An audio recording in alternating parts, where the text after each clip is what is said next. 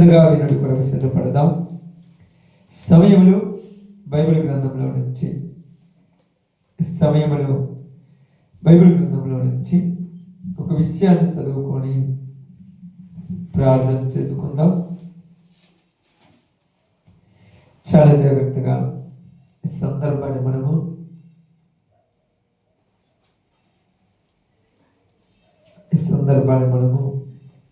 జాగ్రత్తగా ఒక విషయమును కొంత సమయము ధ్యానిద్దాం.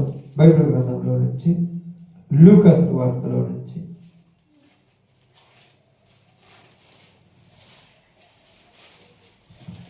లూకా సువార్తలో నుంచి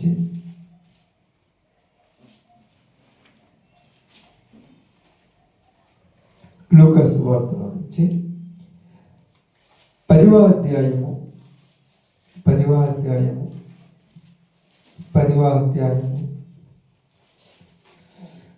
అధ్యాయము తీశారు.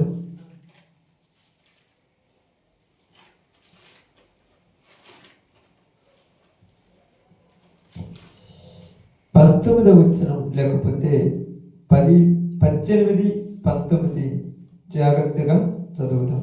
18, 19 ఆయన సాతాను మెరుపు వలె ఆకాశము నుండి పడుట చూచి తిని, ఇదిగో పాములను తేళ్లను త్రొక్కుటకును శత్రువు బలము అంతటి మీదను మీకు అధికారం అనుగ్రహించి ఉన్నాను. ఏదియు మీకెంత మాత్రమును హాని చెయ్యదు. ఆ మాట కూడా చదవడం. అయినను దెయ్యములు మీకు లోబడుచున్నవని సంతోషింపక మీ పేరులు పరలోకమందు రాయబడి ఉన్నవని సంతోషించుడని వారితో చెప్పాను. దేవుడి వాక్య భాగం మన మధ్యలో ఆశీర్వదించును కాక. ఆమేన్. కుడి వచ్చిన అందరికి ప్రభునామములు శుభాలు వందనాలు తెలియజేయుచున్నాను. ఇక్కడ ఉన్నటువంటి సందర్భాన్ని చాలా జాగ్రత్తగా మనం గమనించి ఆలోచిస్తే, యేసుక్రీస్తు వారు సువార్తను ప్రారంభించిన ప్రారంభంలో అనేకుల జీవితాలను బలపరిచి బాగు చేయాలని ఆయన వచ్చాడు. యేసు ప్రభు వచ్చింది బాగు చేయటానికి వచ్చాడు, కానీ పాడు చేయటానికి రాలేదు. నశించిన దానిని వెదకి రక్షించుటకు మనుష్య కుమారుడు ఈ లోకానికి వచ్చాడు. అయితే ఇక్కడ మనం అర్థం చేసుకోవాల్సింది ఏంటంటే, అక్కడ మీరు చదివినప్పుడు ఆ 70 మంది శిష్యులు సంతోషముతో తిరిగి వచ్చి, ప్రభువా, దెయ్యములు కూడా నీ నామములో మాకు లోబడుచున్నవని ఆయనతో చెప్పారు. అంటే యేసు ప్రభు వారితో వాళ్ళ సంతోషాన్ని పంచుకుంటున్నారు. ఎవరి సంతోషాన్ని? శిష్యుల సంతోషాన్ని. అంటే యేసు ప్రభు వారు తన శిష్యులని సువార్త నిమిత్తమై పంపించారు. సర్వలోకమునికి వెళ్ళి సర్వ సృష్టికి సువార్త ప్రకటించమని చెప్పిన ఆయన ముందు కాలంలో ఇద్దరిద్దరు చొప్పున ఒక్కొక్క ప్రాంతంలోనికి వెళ్ళి దేవుడి మాటలు చెప్పండి అన్నాడు.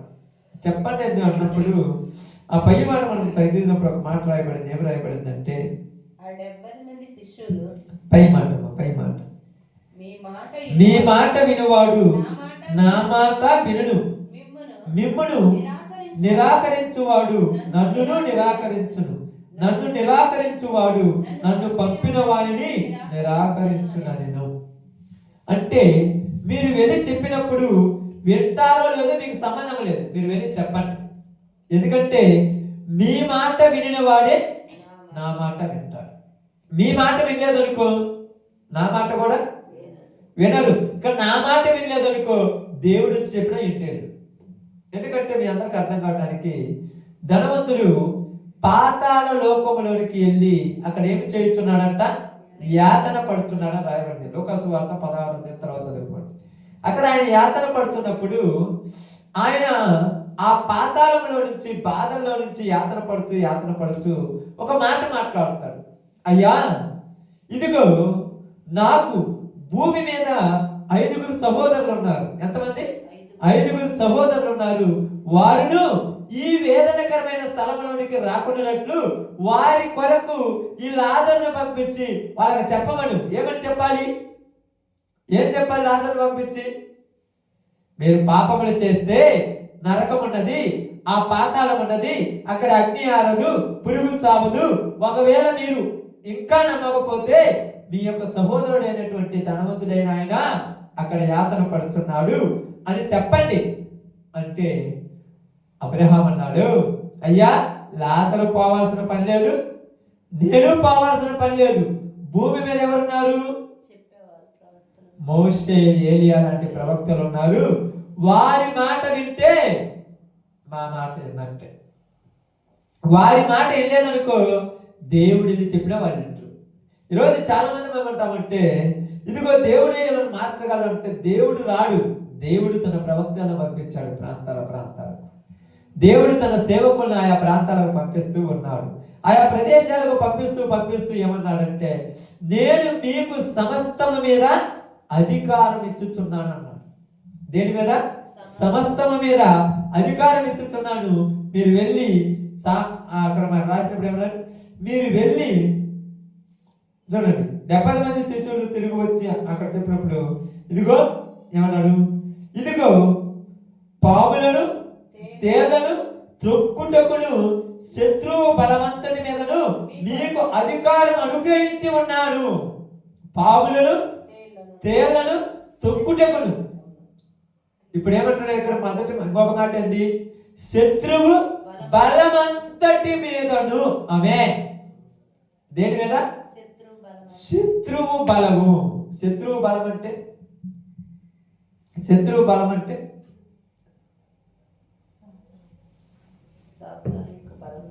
సాతాను యొక్క బలం. సాతాను బలం ఏంటి? సాతాను బలం ఏంటి? ఇప్పుడు చెప్పండి. సాతాను బలం ఏంది? చెప్పండి. సాతాను బలం ఏంటి? ప్రతి మనిషికి ఒక బలం ఉంటుంది కదా. లోకాసులు, సాతాను బలం. ఆలోచించాలి. కొద్దిగా వాక్యంలోకి వెళ్ళిపోవాలి. మీకు ఎప్పుడు కూడా ఏం చెప్తానంటే, నేను నాకు తెలిసినంత వరకు వాక్యములో నుంచే మాట్లాడటానికి ప్రయాసపడతాను. ఒట్టొట్టి మాటలు మాట్లాడితే మనుషులను భ్రమపెట్టొచ్చు కానీ దేవుడి దగ్గర మెప్పు పొందుకోలేదు. వాక్యం చెప్పాలి. మారితే మారతారు, మారకపోతే మారరు. కానీ దేవుడు చెప్పమనేది చెప్పకపోతే రేపు శిక్షకు పాత్రులం అవుతాం. సాతాను బలమైంది, శత్రువు బలమైంది, పాపము. ఇంకా సాతాను బలమైంది. బైబిల్ గ్రంథంలోని కొరింథీయులకు రాసినటువంటి మొదటి పత్రిక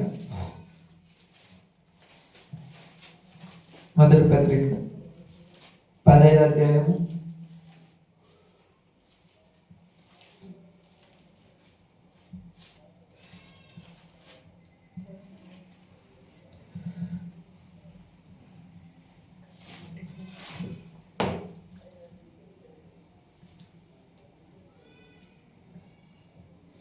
15వ అధ్యాయం తీశారు. 55 వచ్చిన నుంచి చదువుదాం. 55. ఓ మరణమా నీ విజయం ఎక్కడ? ఓ మరణమా నీ ముల్లెక్కడ? మరణపు ముళ్ళు పాపము. మరణపు ముళ్ళు పాపము. పాపముకున్న బలము ధర్మశాస్త్రము. అయినను మన ప్రభు అయిన యేసుక్రీస్తు మూలమున అనగా మనకు జయము అనుగ్రహించుచున్న దేవుడికి స్తోత్రము కలుగును గాక. మరణపు ముళ్ళేంటిది? పాపం. పాపం యొక్క బలం ఏంటిది? ధర్మశాస్త్రం. ఇప్పుడు పాపం బలమేంది? ధర్మశాస్త్రం. ఇప్పుడు సాతాను బలమేంది? సాతాను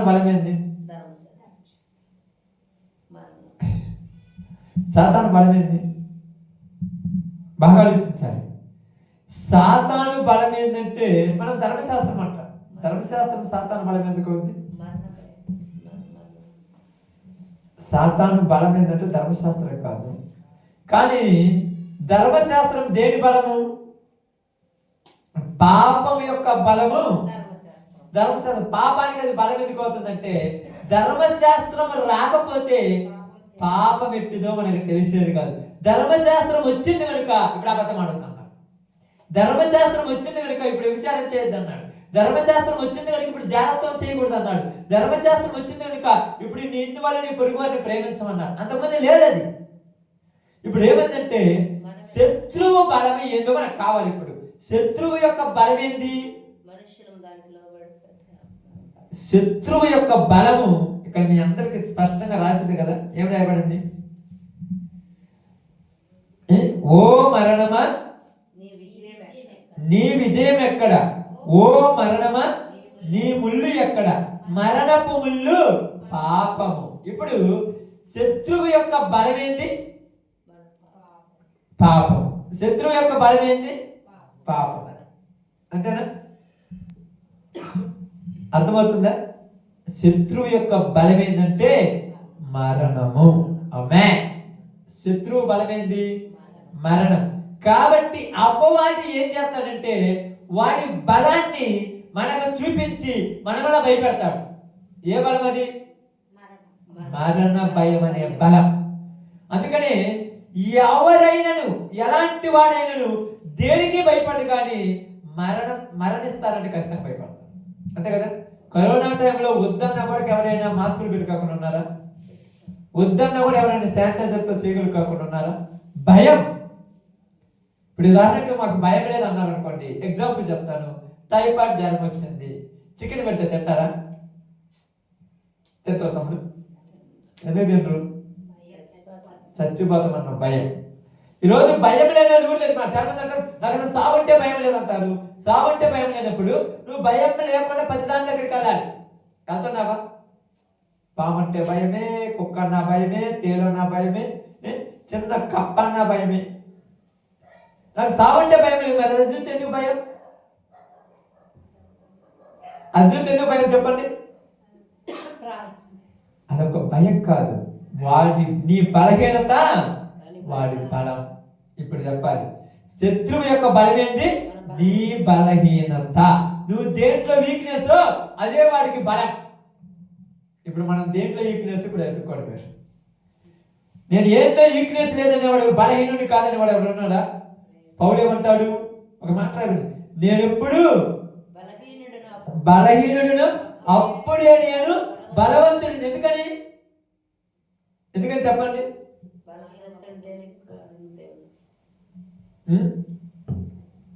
ఎందుకని నేను ఎప్పుడు బలహీనుడు అప్పుడే బలవంతుడు అన్నాడు. ఎందుకని బలహీనుడు ఎప్పుడు బలవంతుడు అవుతుందా? మరి ఎందుకని? నేను ఎప్పుడు బలహీనంగా ఉన్నాను అప్పుడు దేవుడి మీద ఎక్కువ ఆధారపడుతున్నాడు. నేను ఎప్పుడు దేవుడి మీద ఎక్కువ ఆధారపడుతున్నాడో అప్పుడు దేవుడు నాకు తన కృప చూపిస్తూనే ఉన్నాడు. అందుకని ఈ శిష్యులతో ఏమన్నాడంటే, ఇదిగో శత్రువు బలమంతటి మీద, దేని బలమంతటి మీద? శత్రువు బలమంతటి మీద నేను మీకు ఏమిచ్చున్నాడు అన్నాడు. చదవండి అక్కడ. మీకు అధికారం అనుగ్రహించి ఉన్నాను, ఏదియు నీకెంత మాత్రమును హాని చెయ్యద్దు. ఆమేన్. బాగా వినాలి. ఏదియు నీకెంత మాత్రమును హాని చెయ్యదు. శత్రువు బలం ఏంటంటే మనకు వాడికున్న అధికారం, వాడికున్న శక్తి, వాడికున్న ఒకటి శక్తి. ఎందుకంటే మరణ భయం మనుషులకు పెట్టి మరణ భయం చేత మనుషుల్ని ఇబ్బందులు పెడుతున్నాడు. ఈరోజు చాలా మంది చూడండి, గమనించండి. ఇక్కడ మనం గమనించి ఆలోచిస్తే ఏమన్నాడు తెలుసా? తమ్ముడు కొంచెం సమయం అనండి, ప్రార్థన చేస్తాను. ఇక్కడ మనం చూస్తే ఏమన్నాడు తెలుసా? ఇదిగో పాములను తేళ్లను త్రొక్కుటకు, పాములను తేళ్లను తొక్కటానికి అధికారం ఇచ్చాడు అన్నాడు. ఇప్పుడు పాములను దొక్కాల్సిన అవసరం ఏముంది మనకు? పాములను దొక్కాల్సిన అవసరం ఉంది తమ్ముడు. మరి ఎందుకు అన్నాడు పాములను దొక్కమని? తేళ్లను దొక్కమని ఎందుకు అన్నాడు? అంతేనా? అంతేనా? అంటే పాములు తేళ్ళు అంటే కరెక్ట్ కాదనట్లేదు, అక్కడ క్లారిటీ రాశాడు. మరి ఎందుకు అన్నాడు ఆ మాట? అనకూడదు కదా. ఎందుకు మాట్లాడాడు అక్కడ అంటే, మీరు బాగానండి, మీరు నా పని విషయం అంటే ఇప్పుడు ఇక్కడ యేసు ప్రభు ఏమన్నాడు? పంపిస్తున్నాడు. ఎక్కడికి పంపిస్తున్నాడు? అనేక చోట్లకెళ్ళి నన్ను గురించి తెలియజేయమని పంపిస్తున్నప్పుడు మీకు ఏ బలహీనత వచ్చినా మీకు ఏమి కాదని చెప్పాడు. అంతే. కడుపులో పడి మానుకుంటాం మనం ప్రార్థనకి, తలకాయ పడి మానుకుంటాం మనం ప్రార్థనకి, జ్వరం వచ్చిందని మానుకుంటాం మనం ప్రార్థనకి, పొద్దుగూకులు పని చేసి వచ్చాను ఒళ్ళు నొప్పులు వచ్చాయని మానుకుంటాం ప్రార్థనకి. నీ బలహీనత వాడు బలమైంది, ఆ బలాన్ని నీ మీద రుద్ది నిన్ను దేవుడి దగ్గరికి రాకుండా ఆపేశాడు. అంతే. మోకాళ్ళ మీద ప్రార్థన చేయబట్టి ఏమంటాం? మోకాళ్ళ నొప్పులు. అవునా కదక్క? అదక్క నిద్రపోతున్నావా? 9 కూడా కాలేదమ్మా, పగలంతా పని చేశారు కదా, అందుకే నిద్రపోతుంది. అంతే కదా, మీరు పని చేస్తుంది. నేను పగులంతా కాకర తిప్పి రకాలని నొప్పులు వేస్తాను. పొద్దున్న 11 గంటలకు స్టార్ట్ చేస్తే సాయంత్రం 4 దాకా కంగారు తిరగటమే. నాకు నిద్ర రాదు. ఎందుకంటే భయం. ఏ భయం? శత్రువు భయం. శత్రువు అంటే భయం, దేవుడు అంటే భక్తి. శత్రువు అంటే భయం ఉండాలి. ఆ భయం ఉంటే వాడిని చూసి మనం ఏమవుతాం? వాడిని ఎప్పుడు గెలవాలన్న ప్లాన్లో ఉంటాం. అప్పుడప్పుడు మీరు చూడరు కొద్దిగా అక్కడ అక్కడ తీగేశారు కదా, అక్కడ కొద్దిగా జాయింట్ ఉంది అనుకోండి, ఆ కూర్చున్నటువంటి సిస్టర్ ఏమి చేస్తారు చెప్పండి? ఎప్పుడు ఒక భయపడుతూ దాని మీద ఒక కన్నేసి ఉంచుతారు. ఇప్పుడు మనం కూడా అపవాది మీద ఎనీ టైం ఒక కన్నేసి ఉంచాలి. ఎందుకంటే నీకు ఎక్కడ నిద్రపోచ్చాలి, ఎక్కడ నేను ఒలుపు నొప్పులు వచ్చి పగులంతా పనిచేసేవాళ్ళు, ఈ పూట తినకపోతే ఏం కాదులే, కళ్ళు మూసుకుపోమని నిన్ను చెబుతూనే ఉంటుంది. అందుకనే వారికి ఉన్న బలం ఏంటంటే నీ శరీరమే వాడి బలం అని గుర్తుపెట్టుకోవాలి. మొట్టమొదట ఏందమ్మా? నీ శరీరమే. అందుకే చూడండి, కాళ్ళు నొప్పులు వచ్చినా, కళ్ళు నొప్పులు వచ్చినా, తలకాయ నొప్పి వచ్చినా, ఏది నొప్పి వచ్చినా మనం ఫుల్ స్టాప్ పెట్టే ఎవరికి? ప్రార్థనకే. ఇప్పుడు ఏం చేస్తున్నారు తెలుసా? ఇప్పుడు ముఖ్యమైన పనులు కదమ్మా, మీకు చాలా ముఖ్యమైన పనులు కదా. ఇప్పుడు ఏమంటారు? ఆ విధంగా ప్రార్థనకు వాళ్ళంటే ఎంత ముఖ్యమైన పనులలో ప్రార్థన పని మానుకొని ప్రార్థనకు నేను అట్ట వస్తానంట. ఇప్పుడు మనం ఏం చేయాలి చెప్పండి? ఇప్పుడు రానప్పుడు మనం ఏమనకూడదు, వచ్చినప్పుడు మనం ఏమనకూడదు. మరి ఇప్పుడు దేవుడి పనిలో చెప్పేటప్పుడు చెప్పుకున్నావు అప్పుడు ప్రారంభంలోనే. మరి ఏం చేయాలి ఇప్పుడు మనం చెప్పండి? ఇప్పుడు మీరు ఒక మాట చెప్తే ముగించుకుందాం. ఏం చేయాలి మనం ఇప్పుడు? ఏం చేయాలి? మనం 4 రోజులు కదా మనం సంపాదించుకోవాల్సింది, తొందర సంపాదించాలి. నువ్వు 4 రోజులు కాదు, 365 రోజులు. నీకు 80 సంవత్సరాలు అయితే 80 సంవత్సరాలు 365 రోజులు నీకు ఎప్పుడు పని ఉంటూనే ఉంటుంది. వాడు అవకాశం కలిగిస్తాడు. దేవుడు ఏం చేస్తాడంటే, ఎంత పనుల సీజన్లో అమ్మో 2 రోజులు పోతే కొంపలు మునిగిపోతాయి అంటే చిన్న దెబ్బ తగిలింది, చిన్నదే అది, కాలు దెబ్బ, కన్ను దెబ్బ, చెయ్యి దెబ్బ, ముక్కు దెబ్బ, లేకపోతే నడుము దెబ్బ తగిలింది. ఇప్పుడు నువ్వు పనికి రావంటే ఏమంటావు?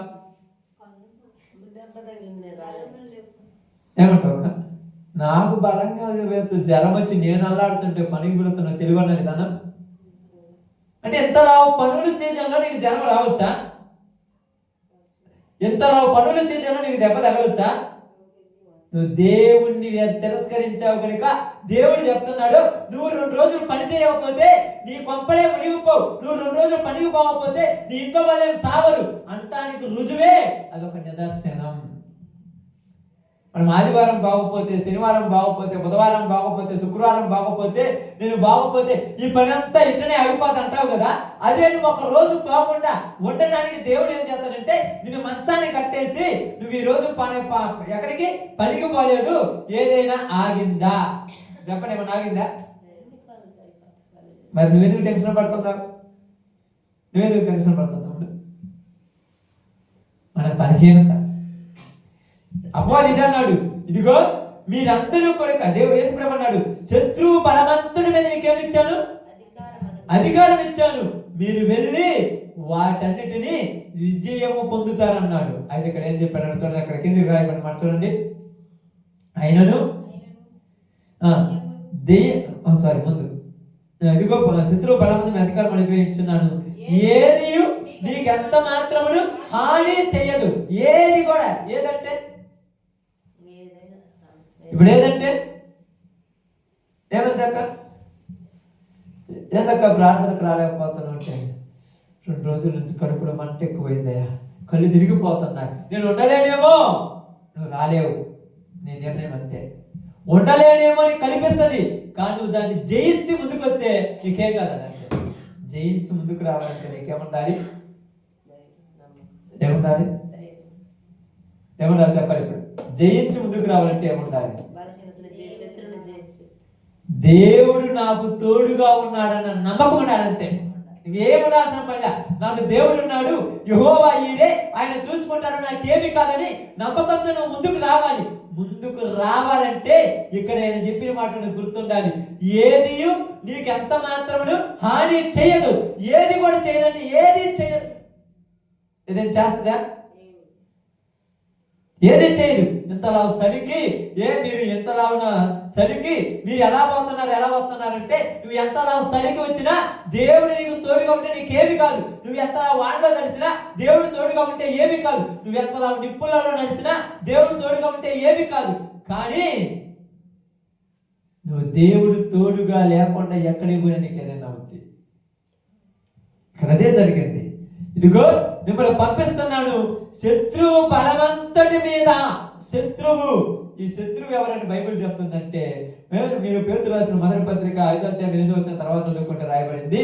ఇదిగో నీ విరోధి అయిన అపవాది గర్జించు సింహము వలె ఎవరిని మృంగుతుందని వెతుకుచు.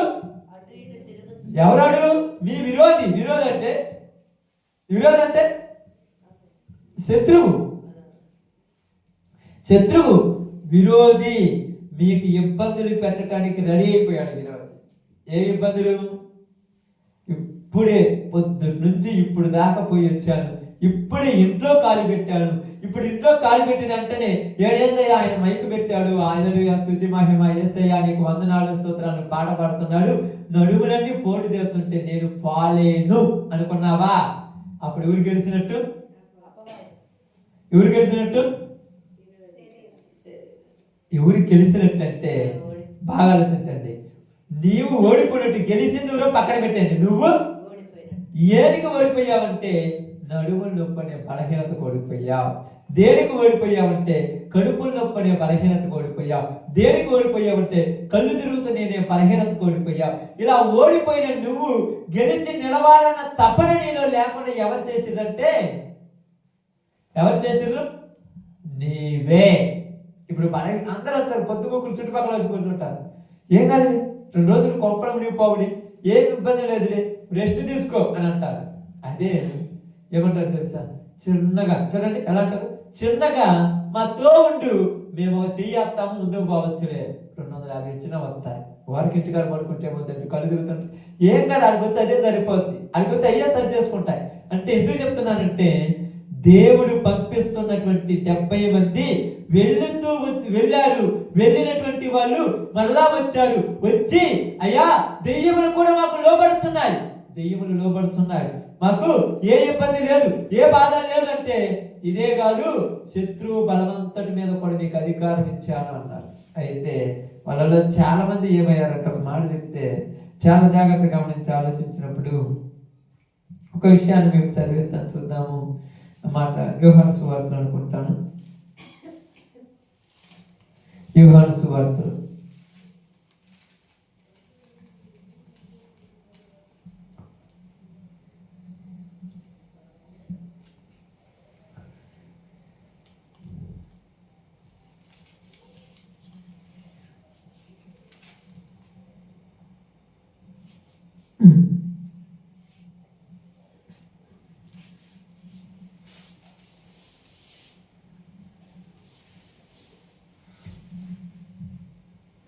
వార్తలు 6వ అధ్యాయంలో 9వ అధ్యాయంలో 8వ అధ్యాయంలో 6వ అధ్యాయంలో ఒక మాట ఉంది.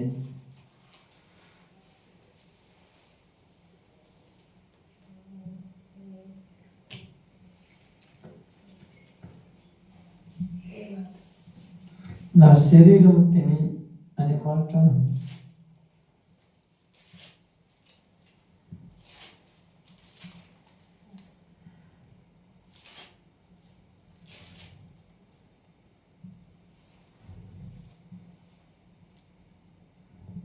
ఇక్కడ ఏమని రాయబడి ఉంటుందంటే, చూడండి 6వ అధ్యాయము 65వ వచనం 66వ వచనం జాగ్రత్త చదువుదా.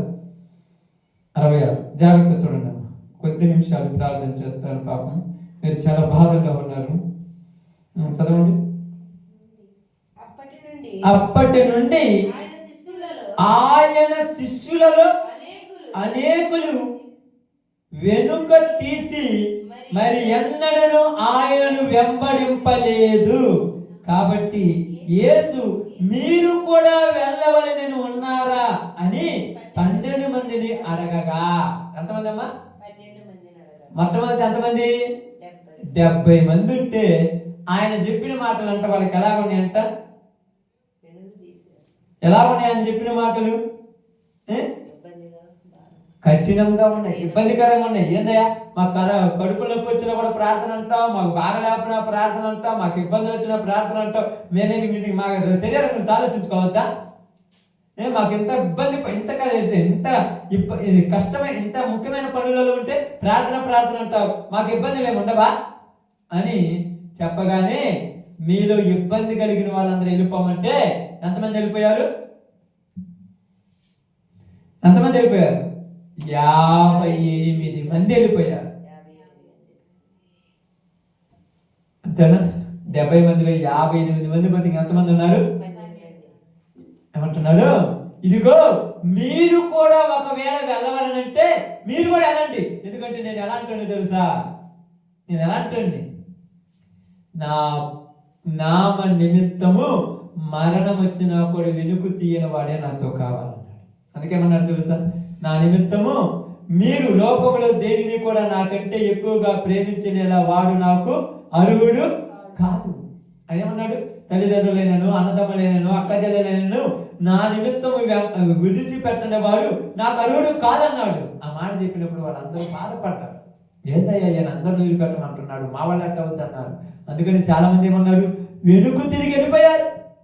అందరూ వెనుక తీసి వెళ్ళిపోయారు. కానీ 12 మంది ఏమనుకున్నారంటే, అయ్యా మేము వెళ్ళము. ఎందుకు? నిత్య జీవము మాటల గలవాడివి నువ్వే, నిన్ను విడిచి మేము ఎక్కడికి వెళ్ళాలి? ఎందుమ్మా ఎక్కడికి వెళ్ళాలి? ఎక్కడికి వెళ్ళాలి చెప్పండి? ఎక్కడికి వెళ్ళాలో మాకు తెలియటం లేదు. అయితే ఈ 58 మంది ఏమయ్యారు తెలుసా? ఏమయ్యారు తమ్ముడు? ఎందుకు వెళ్ళిపోయారు?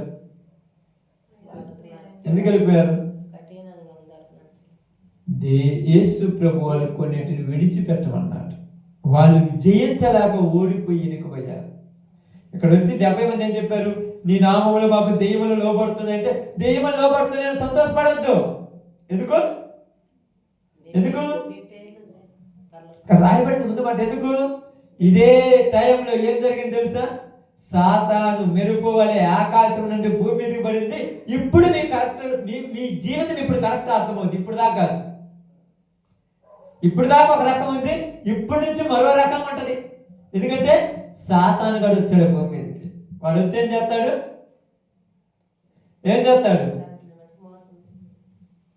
చెప్పండి. ఏం చేస్తాడు తమ్ముడు చెప్పండి? ఇంకా ఏం చేస్తాడు వాడు వచ్చి? ఈ సీజన్ తెలుసు కదా మీకు, ఇదే సీజను. ఇంకా ఇదే సీజను, పన్నుల కాలం కాదనట్లా, ఇదే సీజను. మనకు పరిస్థితులు బట్టి ఇదే సీజన్ తెలుసా? కల్లాల సీజన్ కదా. కల్లాలు ఏం చేస్తుంటాం మనము? తూర్పాడు. అంతేమన్నాడు? వాడు ప్రతి వాడిని జల్లించడం అంటే జల్లెడ పడతాడు. జల్లెడ దేనికి పడతాడు? జల్లెడ దేనికి పడతాడు అక్క? మనలో ఎక్కడ ఏ బలహీనత ఉందో ఎత్తికి మరీ మనం జల్లెడ పడుతున్నాడు. నీకే బలహీనత? డబ్బు పిచ్చా, అయితే నీకోసం ఆశ చూపించాడు. నీకే బలహీనత? భర్త పిచ్చా, అయితే భర్త బట్టి బతుకు తిరగమంటాడు. నీకే బలహీనత? పిల్లల పిచ్చా, అయితే పిల్లల కోసమే బతుకన్నాడు. నీకే బలహీనత? ఆస్తి పిచ్చా, అయితే పని పాటలో తిరగమన్నాడు. జల్లెడ పడుతున్నాడు వాడు. ఈ జల్లెడలో తేలిపోలేక ప్రతి వాడు పడిపోతున్నాడు. ఈరోజు వాడు జల్లిస్తున్నాడు రాయబడింది బైబిల్ గ్రంథంలో. వాడు జల్లిస్తున్నాడంట, జల్లెడ పడుతున్నాడంట. ఇంకా మీకు అర్థం కావాలంటే ఏమి రాయబడింది? ఇదిగో పుట్ట మీద వేయబడుతున్నట్టుగా ఏం చేస్తున్నాడు? యేసు ప్రభు దేవుడు శోధించేవాడు. దేవుడు ఏం చేసేవాడు? బంగారాన్ని 7 మార్లు పుట్టం వేసేవాడు దేవుడు. కానీ సైతానుడు ఏం చేస్తాడు? జల్లెడ పట్టేవాడు. ఏం జల్లెడ? ఇబ్బందులు కొలిమనే జల్లెడ కాదు. అది జల్లెడ కాదు, అది ఇబ్బందులు కొలిమి. అది వేరు, కొలిమి వేరు, జల్లెడ వేరు. జల్లెడ ఏంది? నీకు ఏ బలహీనత ఉందో నీ దగ్గరికి వస్తున్నాడు. నీ బలహీనత ఇప్పుడు అదన్నాడు, సాతాను మెరుపు వలె ఆకాశం నుండి పడుట నేను చూసింది. అదే రేపటి చూడండి అక్కడ 18వ వచనంలో, సాతాను మెరుపు వలె ఆకాశం నుండి పడుట చూచిందిని. మీరు కానరావట్లా, నాకు కనపడింది కాబట్టి మీరు జాగ్రత్త. ఇప్పుడు ఏమన్నాడు తెలుసా? అయ్యో నువ్వు అన్నింటి వదిలిపెట్టమన్నా మేమరా ప్రార్థనకో ఎందుకు వెళ్ళిపోయారు కొంతమంది. మరి ఏమన్నారు? అయ్యో ఈ ప్రార్థనకు వస్తే మందు తాగకూడదంట, సిగరెట్లు తాగకూడదంట, పాపం చేయకూడదంట, సినిమాలు చూడకూడదంట, మేము రామని వీళ్ళందరూ వెళ్ళిపోయారు. మళ్ళీ ఇటు వాళ్ళు ఏమన్నారు? అయ్యో యేసు ప్రభు దగ్గరికి వస్తే ఏంది అబద్ధాలు ఆడకూడదంట, బూతు మాట్లాడకూడదంటే వీళ్ళు వెళ్ళిపోయారు. అయ్యో యేసు ప్రభు దగ్గరికి వస్తే అదేది మీరు అంటారు చూడండి, అదేది మీరు అనేది ఆ బాప్తిజం అంటారు కదా, ఆ బాప్తిజం తీసుకుంటే ఆదివారం కూడా పనికి పాపని ఇంటికాడ కూర్చోంట, మేము రామని వెళ్ళిపోయారు కొంతమంది. ఇప్పుడు ఎవరు నిలబడతారా? ఎవరు నిలబడతారు? ఎవరు నిలబడరు, ఎవరు ఉండరు. నువ్వు అనుకుంటున్నావు ఎవరైనా ఉంటారేమనుకుంటే ఎవరు లేరు. ఆ 12 మంది ఉంటే 12 మందిని కూడా యేసుప్రభు అడుగుతున్నాడు, మీరు కూడా వెళ్ళాలనుకుంటే వెళ్ళండి. అప్పుడప్పుడు సువార్త పనులు వెళ్తున్నప్పుడు చాలా మంది అంటారు, ఏందయ్యా మాకు ఇబ్బందులు ఉన్నాయి. నేను ఒకటే చెప్తాను, ఇది మీ పని కాదు, నా పని. మీరు ఎవరు రాకపోయినా దేవుడు నాకు అప్పగించాడు కాబట్టి నేను ప్రయాసపడాలి. చివరికి చెప్తాను, సహోదరికి చెప్తాను, నువ్వు రాకపోయినా ఇది నా పని. నీకు నిన్ను నిన్ను నిన్ను నిన్ను నిన్ను నన్ను ప్రతి వాడిని వాడు ఏం చేస్తున్నాడు? జల్లిస్తున్నాడు. ఈరోజు 70 మందిని జల్లెడ పడితే ఎంతమంది రాలిపోయారు? 58 మంది. మరీ కొద్దిగా దూరం పోతే 59 మంది రాలిపోయారు. మిగిలింది ఎన్ని గింజలు? 11 గింజలు. ఆ 11 గింజలు ఏం చేసుకుంటాడు? ఏమంటుంటాయా? నువ్వు ఎకరా పొలం ఎత్తే ఎన్ని గంటలు కావాలి? 10 గంటలు, 5 గంటలు అయితే బాగుంటుంది కదా, 10 గంటలు అయితే బాగుంటుంది కదా, అరగంట అయితే. దేవుడు కూడా అంటున్నాడు, ఇట్లాంటి సంఘం ఉంటేమి లేకపోతేమి, నాకు ఇలాంటి బిడ్డలు ఉంటేమి లేకపోతేమి, వాడు జల్లెడ పడితే ఒక్కడు కూడా నా మందిరం కూడా కనపడటం ఇలా అవసరమా? నాకు అవసరమా? ఆఫ్టర్ ఒక 500 రూపాయలు 1000 రూపాయలు కూలి వచ్చిందన్నాక పరుగో పోయారు. ఇది నాకు అవసరమా? రేపు నా పరిస్థితులు, నా పరలోక రాజ్యములు నా కొరకు ఎవరైనా నిలబడతారా? చెప్పడం ఒక్కడే నిలబడతారా? ఏదైనా సమస్య వచ్చిందంటే ముందుకు వచ్చే వాళ్ళు ఒక్కడు ఉన్నారా? ఏదైనా ఇరుకు వచ్చిందంటే ఒక్కడైనా నిలబడతారా? ఏమంటారు? అందరూ రాలిపోయే వాళ్ళే. ఆ రాలిపోవటం కాదు ఇది, ఇక్కడ ఈ రాలిపోవటం. అందరూ లోకముతో కలిసిపోయే వాళ్ళే ఆ సందర్భం వచ్చినప్పుడు. కావాలంటే చూడండి, పడకండి మీరు. నేను మా ప్రార్థనకు రాలేదంటే ముఖ్యమైన పనులు వెళ్ళిపోయా. ప్రతి వాడికి ముఖ్యమైన పని, యేసు ప్రభుకి పని బాటలేదు. అర్థమైందా? మన అందరికీ పనులు ఉన్నాయి, యేసు ప్రభు తప్ప. అందుకని జల్లి పట్టాడు. వాడు ఎంతమందిని? 70 మందిని జల్లిని పట్టారు. ఆ 70 మందిలో ఈరోజు నువ్వు కూడా ఉన్నావు. నువ్వు ఏ జల్లెడి గింజలో రాలిపోయావో చూడు. ఈరోజు నువ్వేదంటే రాలిపోయావు, నువ్వేదంటే రాలిపోయావు, నువ్వేదంటే రాలిపోయావు, నువ్వేదంటే రాలిపోయావు, నువ్వేదంటే రాలిపోయావు, నేనేదంటే రాలిపోయాను చూసుకోవాలి. దాంట్లో రాలిపోతుంటే ఆ బెజ్జం దగ్గర మనం వదిలేశాడు అంతే. గింజలు పడతారు కదమ్మా, ఆ బెజ్జం ఉంటుంది కదా, ఆ బెజ్జం దగ్గర పడి ఎత్తనము మళ్ళా బెజ్జంలో ఎత్తేమవుద్ది, మళ్ళా బెజ్జంలో ఎత్తే ఇప్పుడు పడిపోకుండా ఉండాలంటే ఏం కావాలి?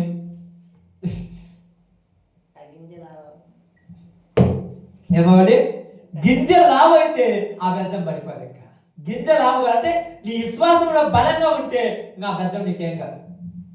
నీకు ఈరోజు బాగా గమనించండి, ఈరోజు డబ్బు అనేటువంటిది పెట్టాడు.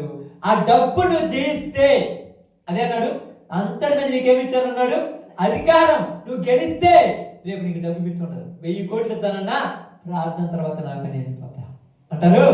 వీళ్ళకి చివరికి ఏమంటారు తెలుసా? వీళ్ళకి ఏమన్నా చివరికి చెప్పే అంటే వాడికి అర్థం కాదు. చెప్పే అంటే మనం ఎక్కడ 15 అయిపోయి ఓడిపోతామని మాకు చెప్పొచ్చినా పర్వాలేదు, అవసరమైతే అడుక్కు తిన్నా పర్వాలేదు, అవసరమైతే మట్టేనే తింటాం, కానీ మహిమకరమైన దేవుణ్ణి వదలమని చెప్తే ఇంకా చివరికి నీ దగ్గరికి రావడం. కావాలని చూడండి, ఫస్ట్ వారం ఏమంటారు తెలుసు? ఒకసారి వచ్చి 250, 500, 1000 రూపాయలు, 10,000 కుదరదు అంతే కదా, 20,000, 1,00,000, 2 లక్షలు తప్పదు. ఎందుకు తెలుసా? బిలామంతేగా. చిన్న మూట వస్తే దేవుడు వద్దన్నాడు, కొద్దిగా పెద్ద మూట. ఏం చెప్పేది నీకు సెనుక? ఇంకొద్దిగా పెద్ద మూట. ఎన్నిసార్లు చెప్పాలి? మూడోసారి ఎక్కువ మూట వచ్చింది. ఒకసారి దేవుడిని అడుగుతా, ప్రభు పోయాడంటే వద్దని చెప్పాగా, మళ్ళీ పోయాడు. మూట పెరుగుతుంది. మూట పెరిగే కొంది ఏమవుతుంది? బాగానండి, మూట పెరిగే కొంది గింజ సన్నమైపోతుంది. గింజ సన్నమైతే ఆ బెజ్జంలో కారిపోతుంది. ఇప్పుడు ఏ బెజ్జంలో కారిపోతున్నా? ఏ బెజ్జంలో కారిపోతున్నా? జల్లెడ. వాడి జల్లెడ, అది మన జల్లెడ కాదు, అది వాడి జల్లెడ. యేసుప్రభు జల్లెడ కాదు, అపవాదేశ జల్లెడ. జల్లిస్తున్నాడు. ఆ బెజ్జంలో కారిపోతే వీళ్ళు ఏమంటారంటే, ఇన్ని అన్నిట్లో నేను పర్ఫెక్టే కానీ దీంట్లోనే, ఇప్పుడు ఆ బెజ్జమే నీకు, ఏ బెజ్జంలేమో నీకు, అన్నిటిలో పర్ఫెక్టే, దీంట్లోనే, ఈ ఒక్క దాంట్లోనే. ఆ ఒక్కడ చాలు నేను పడేయటానికి, మిగతా ఏం లేదు. అంతా బాగుంటాడు. ఆ ఒక్క దగ్గరికి వచ్చాక ఏమంటాడు తెలుసా? చూడండి, సంఘాలు ఇప్పుడు గొడవలు వస్తాయిగా. దేనికి? ఏటవల్లే అంటేలో బాగుంది. ఏది? ఒక వ్యసనమే. ఏంటది? ఆ జల్లెడే, ఆ గింజ, ఆ బెజ్జము నీకోసం వ్యసనమనే బెజ్జం ఉంచాడు. నువ్వు ఎప్పుడు ఎర్రబీగుతావో ఆ వ్యసనమని నీ దగ్గర పెట్టగానే కట్టుకొని పడిపోతావు. ఎందుకు ప్రార్థనకి ఎందుకు వస్తా? ఎందుకు ముద్దు ముడుచుకున్నావు? అది నీకు పడిపోడు. నువ్వు వాళ్ళు పడిపోతావు. మళ్ళా ఒకసారి 4 సార్లు ఎర్రబీగావా, మళ్ళా బెజ్జం తెచ్చి నీ దగ్గర పెడతారు, పడిపోతావు అంతే. మళ్ళీ ఏంది? బాగానండి. తర్వాత కోపం అనే బెజ్జం, ఇంకొకటికి అసూయ అనే బెజ్జం, ఇంకొకటికి అనుమానం అనే బెజ్జం, ఇంకొకటికి లేనిపోని ఊహించుకునే బెజ్జం. ఇవన్నీ పెట్టేసి జల్లెడ పెడితే ఆ జల్లెడ నిలబడతావా? ఏదో ఒక దాంట్లో పడిపోతావు. ఏదో ఒక దాంట్లో పడిపోయే కొద్ది నీకు అధికారం మేడది. ఇంకా పాములు దొక్కుతావు, తేలను దొక్కావు. పాములు దొక్కుతున్నావు, తేలను దొక్కుతున్నావు. ఉపవాసం ప్రార్థన చేస్తున్నావు. నువ్వు ప్రార్థన చేస్తే దెయ్యాలు పోతున్నాయి, నువ్వు ప్రార్థన చేస్తే రోగాలు పోతున్నాయి. నువ్వు ఏడబడుతున్నావు, ఏదో ఒక బెజ్జంలో నువ్వు పడిపోతున్నావు. నువ్వు నిలబడేది ఎప్పుడు? చివరికి ఆ ఏంది మీరు అంటారు చూడండి, ఆ జల్లెడలో పెట్టి మొత్తం చూసుకున్న తర్వాత చివరికి మనము ఏ జల్లెడ మీకు అర్థం కావడం చెప్తాను చూడండి. బాగా కొద్ది నిమిషాలు అంటే ఏ జల్లెడ? కందులు జల్లెడ పడతారు తెలుసమ్మా? కందులు జల్లెడ, మిగతా జల్లెడ కాదు. గోధుమ పిండి జల్లెడ చూడద్దు, కందులు జల్లెడ. కందులు జల్లెడ ఎలా పడతారు తమ్ముడు? ఎలా పడతారు కందులు జల్లెడ? ఎలా పడతారు తెలుసు? కందులు జల్లెడ లావు గింజ యజమానుడికి కావాలి, సన్న కింద కింద కలిపోవాలి. మిగతాదంతా ఏంటి? ఏస్ట్ బయటపడాలి, మిగతాది బాగా రావాలి. కందులు జల్లెడ పడతాడు. లావు గింజ ఎవరికి కావాలి? కొనేవాడికి కావాలి. లావు గింజకి ఏమో రేటు ఎక్కువ, సన్న గింజకు తక్కువ. ఇప్పుడు లావు గింజ జల్లెడ పడుతున్నాడు. బెజ్జం ఏమైంది? చిన్న బెజ్జం వేశాడు. ఫస్ట్ చిన్న బెజ్జం తెస్తే, చిన్న బెజ్జం వేసినప్పుడు ఏమైంది? కొన్ని రాలాయి, ఎక్కువ మిగిలా. ఈసారి ఏం చేస్తాడు? అట్ట తెలుసుకుంటాడా? తెలుసుకొని బాగుంటే ఇంకొక జల్లెడదామంటాడు. ఇదేమవుద్ది? ఇదేంటి? ఇది కొద్దిగా పెద్ద బెజ్జాలు ఉంటాయి ఈ జల్లెడకు. ఇప్పుడు తింటేస్తే దాంట్లో సగం రాలిపోతాయి. ఇప్పుడు ఏమంటాడు తెలుసా? ఇప్పుడు వేసుకోమంటే ఇంకొక జల్లెడ ఉంది అంటాడు. అది 3వ జల్లెడ. అది ఒక సైజ్ జల్లెడ ఉంటుంది. అదైతే చివరికి మిగిలేదు 10 క్వింటాల్లో మిగిలేదు 3 క్వింటాలు. ఇవన్నీ 7,000 5,000కి ఎత్తే లేకపోతే లేదు. ఇది 2,000కి ఎత్తే లేకపోతే లేదు. ఇప్పుడు నువ్వు 5,000 రేంజా, 2,000 రేంజా, 10,000 రేంజా, 20,000 రేంజా? 20,000 కావాలంటే లావు కొంటాను గింజ. ఇప్పుడు నువ్వు లావు కొనడం అనుకోండి, నీకు వాల్యూ ఎక్కువే. వాల్యూ ఎక్కువ అంటే తెలుసా? నిన్ను కొనాలంటే వాడు ఎక్కువ టైం నీ కోసం స్పెండ్ చేయాలి. నిన్ను పడగొట్టాలంటే నీ గురించి ఎక్కువ పెట్టుకోవాలి. కానీ ఈ చిన్న చిన్న జల్లెడలో పడిపోయిన వాళ్ళు పెద్ద పడగొట్టాల్సిన పనిలే. పాత ఒక కోపం అనేది చూపించిపోతే అంటే కోపం వస్తుంది, అబద్ధాలు ఆడతాడు, పూతి మాటలు మాడతాడు, తగాదు పెట్టుకుంటాడు. అందుకే ఇంత చిన్నదానికేనా? అది చిన్న జల్లెడా, పడిపోయావు, నీ పెద్ద విషయం ఏమి లేదు నీకు. అందుకని ఏమన్నారు తెలుసా? సాతాను మెరుపు వలె భూమి మీద పడుట నేను చూసి, కాబట్టి మీరు వారిని జయించాలంటే నేను మీకేమిచ్చాను? శత్రువు బలం మీద అధికారం ఇచ్చాను. శత్రువు బలం ఏం తెలుసు కదా మీకు అందరికి, చెప్పే కదా దాకా. వానికి ఉన్న బలము మన బలహీనత, వానికి ఉన్న బలము మన యొక్క శరీరం, వాడి బలం మన శరీరం. కాబట్టి శరీరాన్ని ఏదైనా చేయగాని ఆత్మని ఏమి చేయొద్దన్నాడు తెలుసా? శరీరం మీద బలం ఇచ్చేసాడు వాడికి. కాబట్టి శత్రువు బలము మన బలహీనత.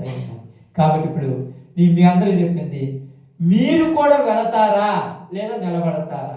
దేవుడు మనం అడుగుతున్నాడు ఇక్కడ. వాళ్ళు అడిగినట్టుగా మీరు కూడా వెళతారా నిలబడతారా? మనం ఏమంటామంటే ఈ 3 నెలలు కదిలియద్దు, ఈ 4 నెలలు కదిలియద్దు, తర్వాత నువ్వు వద్దన్న వస్తాను. యాడికి?